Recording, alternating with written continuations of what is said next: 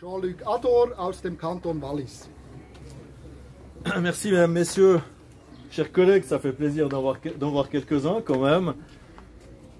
D'abord, merci à toutes les organisations et toutes les personnes, à commencer par le responsable pour tout le travail qui a été fait, bon, dans des conditions difficiles, on le sait à cause du Covid, mais on sait aussi, on l'a vu tout à l'heure, c'est pas seulement à cause du Covid que c'est difficile. On voit tous et toutes qu'il faut un certain courage pour exercer rien d'autre qu'un droit de citoyen, un droit populaire sur un sujet qui a fait l'objet de débats au Parlement fédéral. Il n'y a rien là-dedans que de très normal. Ce qui est un peu pathétique, c'est de voir, déjà on voit aujourd'hui où est la tolérance et où est l'intolérance, pour ceux qui n'auraient pas compris.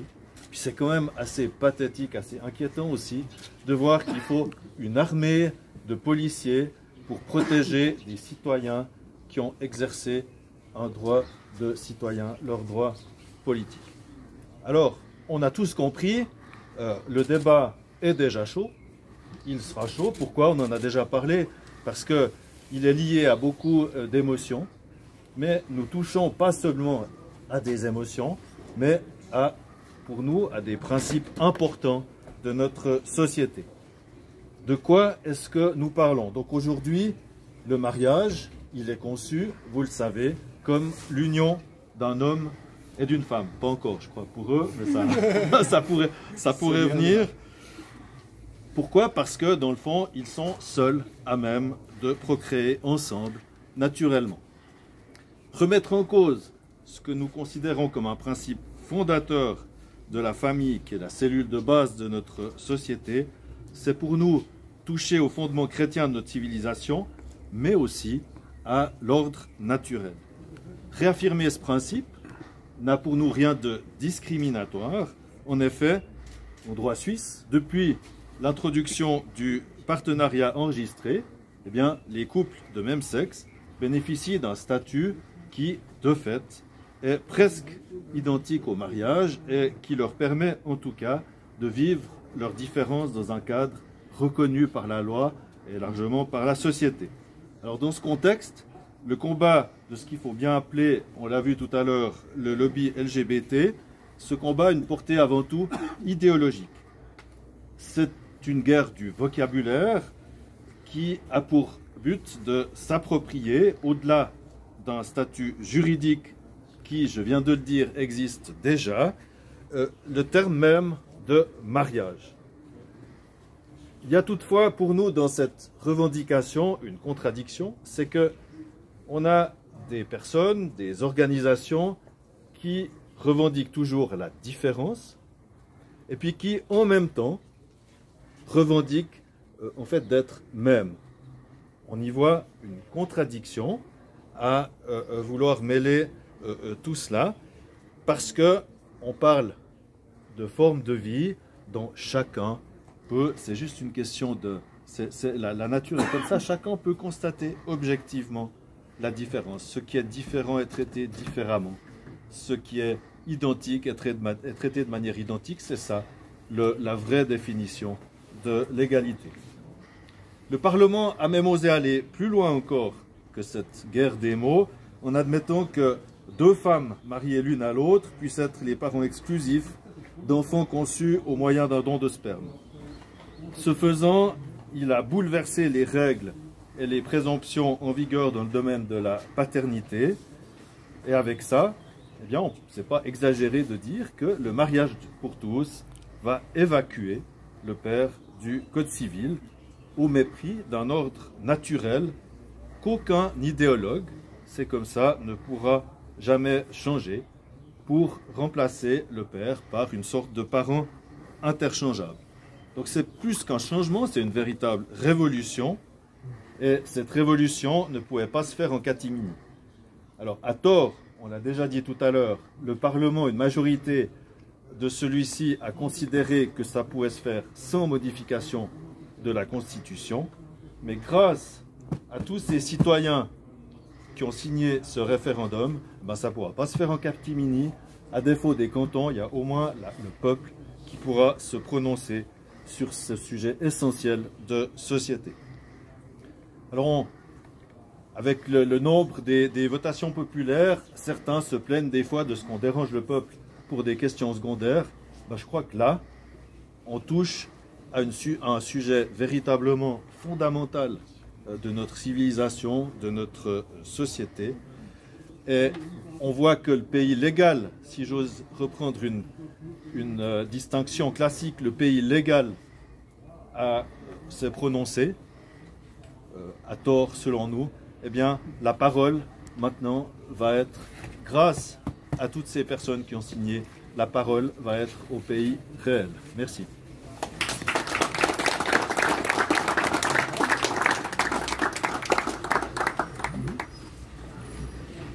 Nationalrat Benjamin Rodouy aus dem Kanton Wallis von der Partei Die Mitte. Voilà, mesdames et messieurs, chers collègues, chers membres des comités référendaires, pratiquement tout a été dit, donc je serai bref. Je tâcherai de parler aussi avec le cœur et de manière modérée, pour autant qu'il soit possible dans un débat qui sera très difficile, qui sera émotionnel. En fait, ici, je représente surtout l'un des comités référendaires, celui qui met l'accent sur le droit de l'enfant. Effectivement, on peut à la rigueur disserter longuement sur le mariage. Qu'est-ce que le mariage? Pour moi, c'est une évidence, c'est une union entre un homme et une femme. Mais peut-être que dans quelques années, l'évolution du temps élargira cette définition. Par contre, jamais on ne pourra redéfinir le droit de l'enfant à avoir un père et une mère. Je parle bien de l'enfant à naître, qui puisse au moins avoir l'occasion, dans son parcours, de bénéficier de l'encadrement, de l'éducation, de l'amour d'un père et d'une mère. Trop souvent, on confond le droit à l'enfant et le droit de l'enfant. En fait, c'est une aberration. On n'a jamais un droit à quelqu'un. On peut avoir un droit à quelque chose, mais pas à quelqu'un, pas à une vie. Je l'ai entendu tout à l'heure, la vie est un cadeau, est un don. Et Dieu sait si bon nombre de couples hétérosexuels savent quelle est la difficulté d'avoir un enfant. Si je viens sur l'une des grandes difficultés de la loi qui est proposée à nos citoyennes et citoyens, c'est bien sûr la procréation médicalement assistée, la PMA. Souvent, on nous dit, les couples hétérosexuels, vous bénéficiez de la PMA, donc on exige l'égalité de traitement. Mais lisez la Constitution, la PMA n'est possible que lorsqu'il n'y a pas d'autre possibilité de contourner l'infertilité ou lorsqu'il n'y a pas d'autre possibilité d'éviter les difficultés médicales énormes. C'est ça qui est dans la loi. Donc ça veut dire que la PMA est une exception. Et dès l'instant où on permet la PMA aux couples de même sexe, ce n'est plus une question d'infertilité, c'est une question de droit à quelque chose qui est exceptionnel et on en fait désormais une règle absolue. C'est cela que nous devons absolument combattre.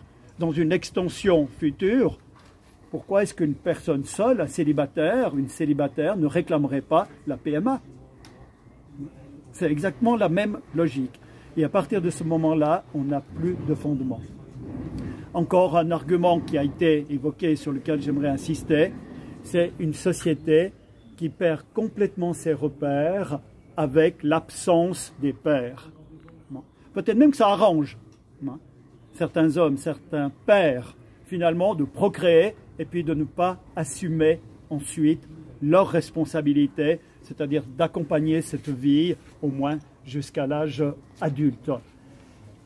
Une société sans père est une société qui n'a plus de repères.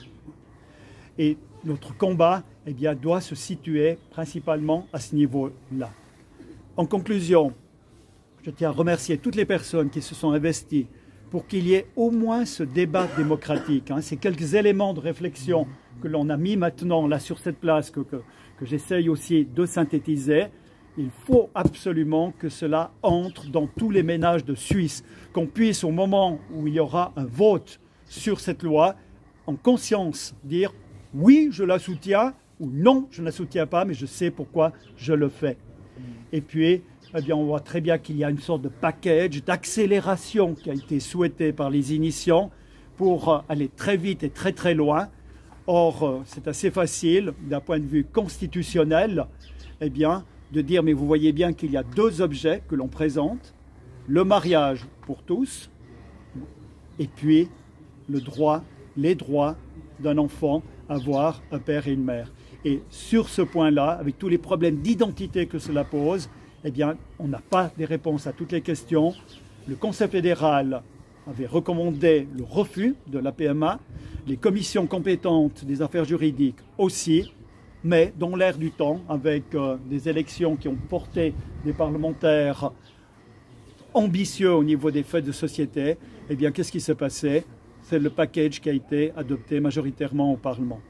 Donc, il faut que les citoyens soient conscients absolument de tous ces enjeux-là. Voilà, merci pour votre attention et nous allons pouvoir installer ce débat. Merci beaucoup.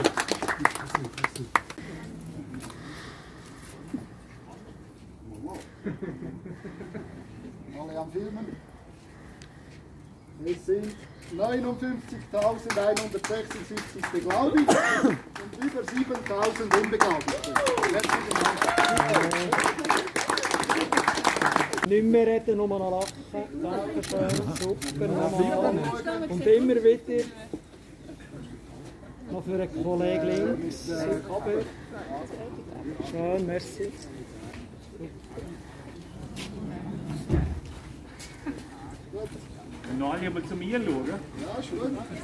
En Suisse a prévu le partenariat enregistré. Il n'y a rien de discriminatoire là-dedans, c'est le respect de l'ordre naturel.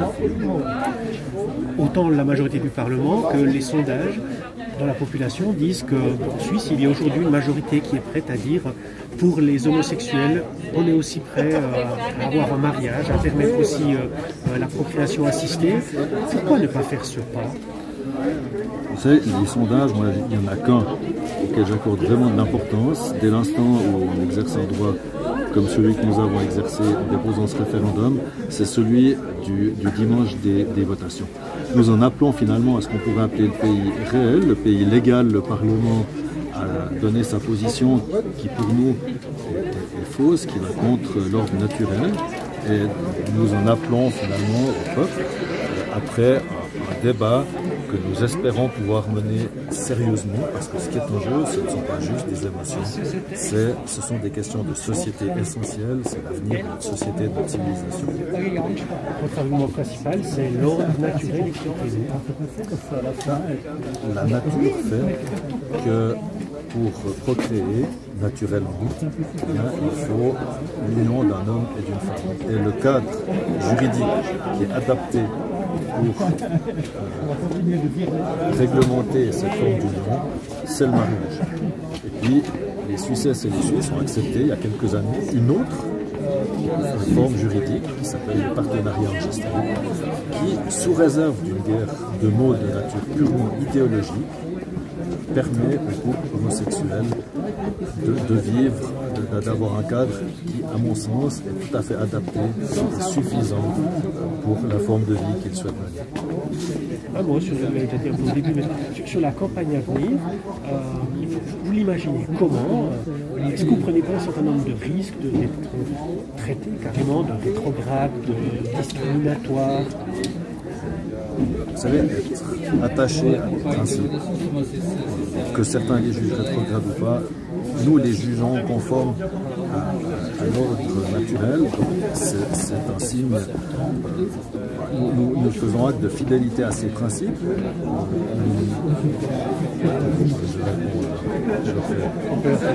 C'est bon, alors reposez-moi la question. Vous avez dit que la campagne elle sera certainement chaude, difficile, des débats parfois compliqués. Est-ce que vous ne craignez pas, peut-être même que vous prenez des risques aussi pour notoriété ou votre réputation, vous prenez des risques qu'on vous traite systématiquement de discriminatoire, de rétrograde? Bon, d'abord, c'est pas parce qu'un débat est chaud qu'il ne faudrait pas avoir le courage de le mener.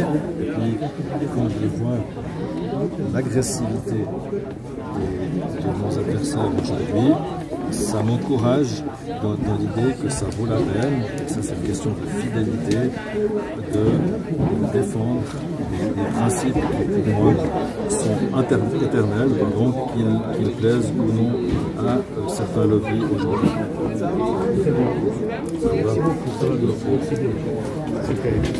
Un moment pour un commentaire à chaud. À bientôt. Un commentaire à chaud. Je crois qu'on voit qu'il va y avoir tout un travail pour faire en sorte de pouvoir débattre normalement, sereinement, de questions absolument fondamentales qui n'appartiennent pas à une poignée de lobbies qui ont beaucoup de moyens et qui reculent devant aucune méthode. Moi, j'ai confiance dans le débat qui nous permettra d'expliquer calmement aux Suissesses et aux Suisses ce qu'est le mariage, pourquoi il ne faut pas prendre le risque de casser tout ça juste pour des raisons idéologiques et en quoi il n'est pas discriminatoire que des personnes qui souhaitent vivre d'une manière différente que celle que l'union d'un homme et d'une femme, en quoi il n'est pas discriminatoire de penser qu'il est normal que leur union soit réglementée par un autre cadre légal, ça s'appelle le partenariat enregistré en Suisse, et puis qu'on laisse le mariage comme cadre légal de l'union d'un homme et d'une femme. Et qu'est-ce que tu as pensé de l'opposition qui a eu lieu ce matin, il y a quelques minutes? Je pense que c'est quand même un peu inquiétant pour l'avenir de notre démocratie de constater que pour exercer des droits politiques, il faut bientôt une armée de policiers. Ce serait le moment de se faire quelques réflexions. On a vu surtout une chose, ça c'est un des objets de réflexion, on a bien vu aujourd'hui de quel côté est vraiment la tolérance ou l'intolérance. Qu'est-ce que tu penses de l'union sacrée autour du vrai mariage que représente ce référendum? Moi je pense que c'est un signal important de vitalité de notre société que des gens aient le courage. On a vu aujourd'hui qu'il en faut d'aller devant, si j'ose dire, et puis de remontrer peut-être à des personnes qui ont pu avoir tendance à l'oublier, de remontrer la direction qui passe entre autres par la fidélité à certains principes qu'on n'a pas inventés. Ce sont des principes qui viennent de l'ordre naturel, parce qu'on n'a encore jamais vu que naturellement on puisse procréer, qu'on puisse avoir des enfants autrement que par l'union d'un homme et d'une femme. Et le mariage, c'est rien d'autre que le cadre qui a vocation à réglementer cette union. Et tu penses que la votation aura lieu quand? Alors, ce que je pense a assez peu d'importance. On parlait de cet automne, j'ai entendu aussi peut-être l'année prochaine. On verra. De toute façon, nous serons prêts. De toute façon, c'est toujours court pour se préparer. De toute façon, nous n'aurons pas autant de moyens que certains lobbies, mais nous aurons un moyen auquel je crois encore, c'est la force de nos convictions et la fidélité à des principes. Monsieur le conseiller national Jean-Luc Ador, merci beaucoup pour cette interview. Bon courage. Avec au revoir. plaisir, merci. Avec vous. Alors, que pensez-vous, monsieur Roduit, de ce qui s'est passé ce matin ici, ou cet après-midi, excuse-moi? Alors ça me conforte dans l'idée que ce référendum est nécessaire. C'est un grand thème de société qui apparaît à travers cette loi intitulée faussement « Mariage pour tous », puisque ce n'est pas seulement une question de couple, mais l'enfant est impliqué là-dedans. Et puis le but du référendum, eh bien, c'est d'installer un véritable débat démocratique, hein, que dans chaque ménage en Suisse, l'on puisse réfléchir sur les enjeux de cette loi, puis enfin, en finalité, dire oui ou, de mon côté, non. Et qu'est-ce que tu as pensé de l'opposition qui s'est manifestée il y a quelques minutes? Alors c'est significatif, justement, qu'on doit se battre pour préserver encore un débat démocratique en Suisse sur des thèmes qui sont essentiels. Et là, il y a une pensée unique, un manque de respect même des droits fondamentaux, d'exprimer son opinion, de vouloir réfléchir, poser des questions, obtenir des réponses sur, ici, un thème qui concerne la vie, qui concerne le droit de l'enfant, qui concerne même tous les repères de notre société. Et que penses-tu de l'union sacrée pour les enfants qu'on a vue grâce à ce référendum? L'union sacrée. Pour les enfants. Oui, en fait, on oppose à juste titre le droit de l'enfant au droit à l'enfant. Et là, l'ensemble des trois comités référendaires ont très bien saisi ce qu'il y a de beaucoup trop rapide, d'irréfléchi, de dangereux peut-être même, dans cette loi, parce que tout d'un coup, on installe un droit à l'enfant. Et ce droit à l'enfant, c'est le droit à une vie, c'est le droit à quelqu'un. Or, j'ai toujours appris que les droits s'exerçaient sur des choses, la liberté, le droit à la tolérance, au respect, etc., mais pas le droit à une personne. Et que penses-tu de l'union sacrée entre un homme et une femme ouverte à la vie? Alors ça, c'est mon point de vue personnel.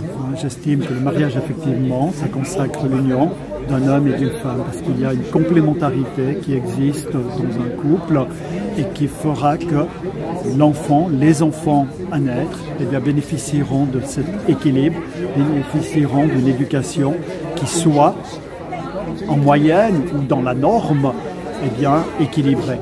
Mais bien sûr, on peut toujours trouver des contre-exemples, on peut toujours trouver des couples où ça ne fonctionne pas, où finalement l'enfant sera éduqué plus par la mère ou plus que par le père. Mais on ne va pas ériger en exception ce qui est une règle et inversement. N'importe quelle étude qu'on nous brandit sous les yeux et qui dit finalement 2 hommes ou 2 femmes peuvent bien éduquer un enfant, ça ne veut jamais dire que dans la majorité de notre société, ce soit un modèle qui soit meilleur que celui que nous connaissons, à savoir les couples hétérosexuels qui élèvent leurs enfants. Et que penses-tu des PMA? Alors, la PMA, elle est définie par la Constitution. C'est l'ultima ratio. Lorsque on n'a pas d'autre solution pour contourner l'infertilité ou pour éviter des complications médicales graves, la Constitution nous dit oui, on peut avoir recours à la PMA. Or, avec la loi qui est proposée aujourd'hui, en ouvrant la PMA aux couples homosexuels, c'est plus une question d'infertilité, c'est que tout simplement, si l'on veut avoir un enfant, on passe par la PMA. Donc je pose la question, alors pourquoi pas un célibataire pourrait finalement y avoir droit, pourquoi pas plusieurs personnes, une communauté, une équipe de personnes qui finalement se disent on va gérer ensemble un enfant ou plusieurs enfants. Non, c'est pas ainsi que l'on va pouvoir stabiliser, rassurer aussi finalement les nouvelles générations dans une société qui a toujours besoin de repères.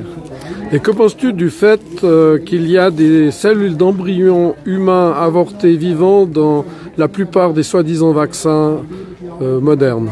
Alors là-dessus, je viens de l'apprendre dans une discussion avec la personne qui m'interroge.